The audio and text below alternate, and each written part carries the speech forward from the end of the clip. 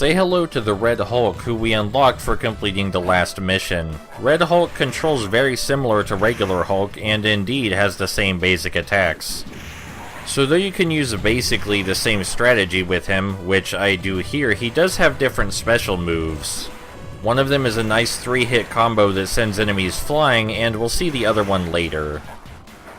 But for the most part, if you want, you can just charge straight through everything, because that's what the Hulk does. His downsides are that he moves really slow, and that's about it.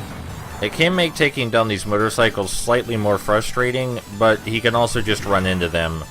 If you use the punch, you get more range out of it and it moves faster, but if you want to, you can just run around the screen until they smack into you, because they won't deal any damage.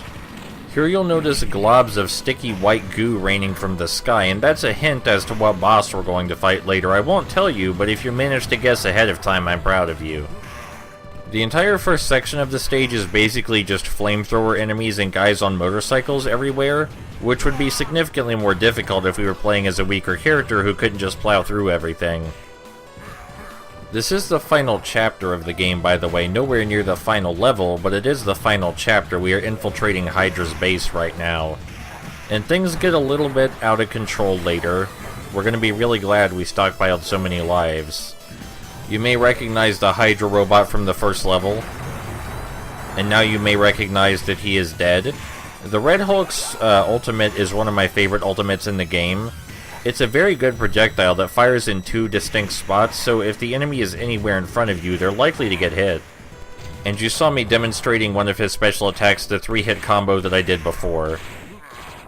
This enemy that's constantly firing a spread of 3 bullets only takes 1 hit no matter what character we use, but it's a little bit difficult to reach them in the first place because of that spread of bullets. We're near the very end of the level now, but we do have a few more enemies to fight before this very suspicious garage door opens. Here's that other special attack we haven't demonstrated yet in one moment. Yeah, we grab them and break their back and throw them behind us. It's a fairly damaging move, but it doesn't have a lot of range.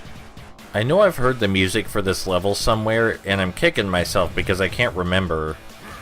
But I know I've heard it.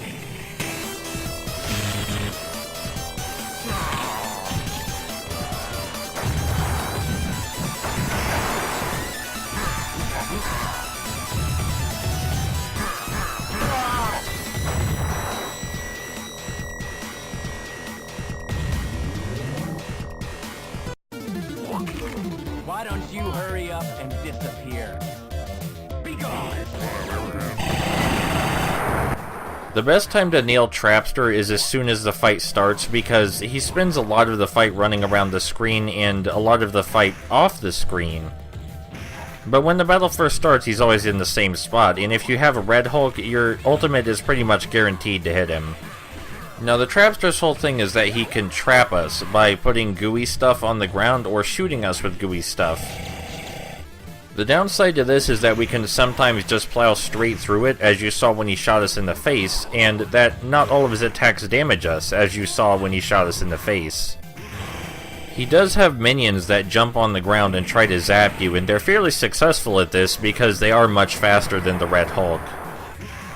It is worth noting that, as with most things, this fight would be way harder if we weren't playing as Red Hulk.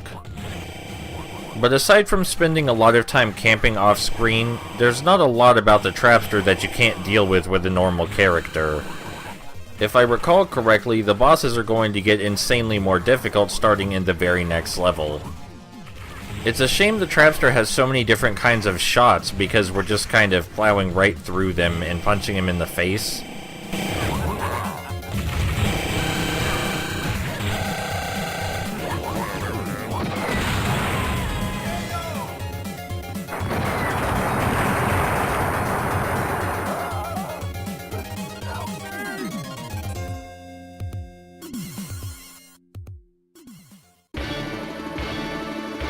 Avengers!